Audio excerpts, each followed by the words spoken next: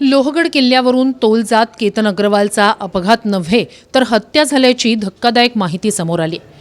केतनची होणारी पत्नी आणि तिचा प्रियकर दोघांनी मिळून केतनला दरीत ढकलून मारल्याचं तपासातून पुढे आलंय।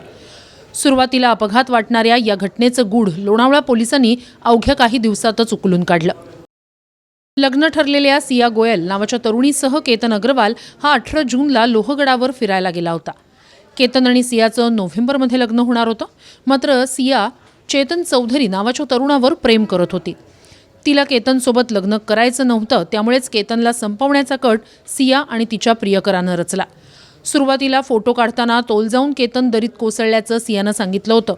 आरडाओरड करून तिनं हा पूर्ण कट एक अपघात वाटावा म्हणून बनाव रचला। मात्र सखोल तपास सुरू केल्यावर पोलिसांना या सगळ्या घटनाक्रमात प्रचंड संशयास्पद बाबी आढळल्या। पोलिसांनी दुर्घटना झाल्याच्या दिवशीची सीसीटीव्हीची पाहणी केली।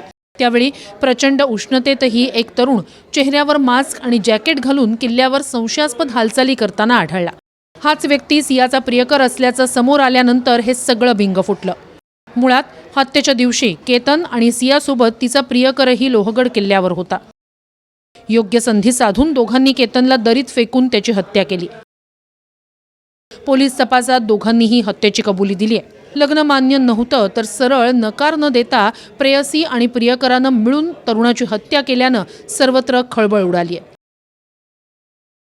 तो पोरगा बाजू त्यांच्या सोबत 20-30 फूट मागे पुढे चालत होता लोहगड किल्ल्यावरती, आणि वरी जाऊन त्यांच्या दोघांच्या संगनमताने त्यांनी केतनला तिथनं मारून वरनं फेकून दिला।